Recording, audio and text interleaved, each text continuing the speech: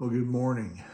Here it is. It's Tuesday morning, and of course, today is excuse me, December the 3rd. And I really hope I hope that you had a great Monday. I hope that you were able to get this week started, and hopefully you were able to get off on the right foot, and kind of get things rolling. But even if you came up a little short on maybe time to get some things done, God has now He's blessed us with the breath to breathe. On this Tuesday morning, He's given us a brand new day, and I certainly hope and pray that this morning finds you feeling well. Hope it finds you well rested and ready to tackle the opportunities that this day presents to us. God has blessed us with. This morning, I want to share a devotional with you entitled One God. In John chapter 1, verse 2, it says, He existed in the beginning with God. Who has affected history more than Jesus Christ? I mean, more books have been written and more music has been composed about Jesus, than by anyone who has ever lived. I mean, His birth and His death, they divide human history. The great thing for us as Christians, as believers in Jesus Christ, is that we have Christ living inside of us. And from the day that we give our lives to Him, our goal should be to get to know Jesus better and become more like Him, every day that God gives us, the opportunity.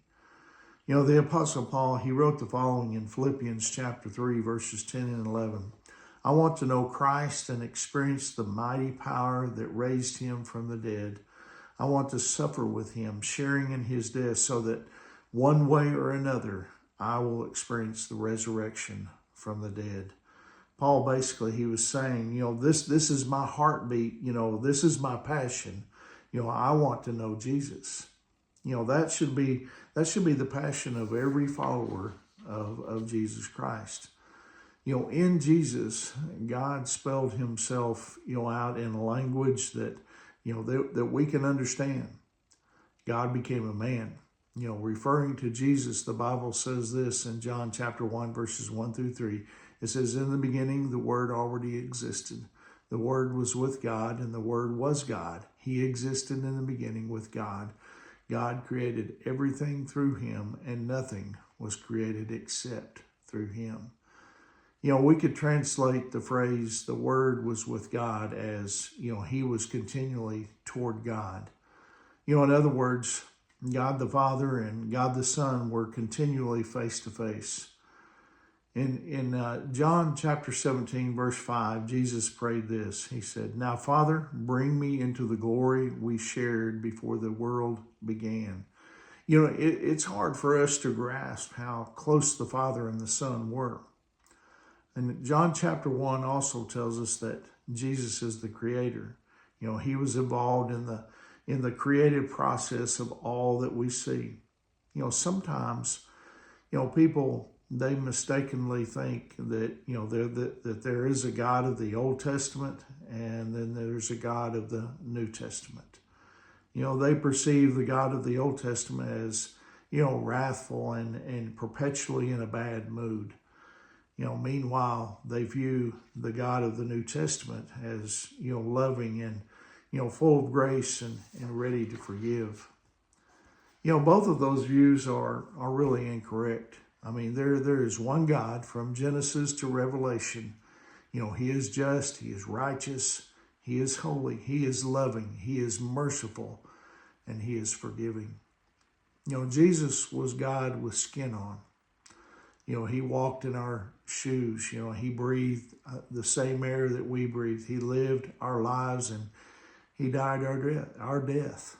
God came near. The real message of Christmas is that God came to earth. It is Emmanuel. God is with us. You see, we are not alone. When we get a hold of that, that concept. All other things, they don't matter as much. We can still celebrate and we can still enjoy Christmas, of course, but we can put up lights and we can enjoy giving presents.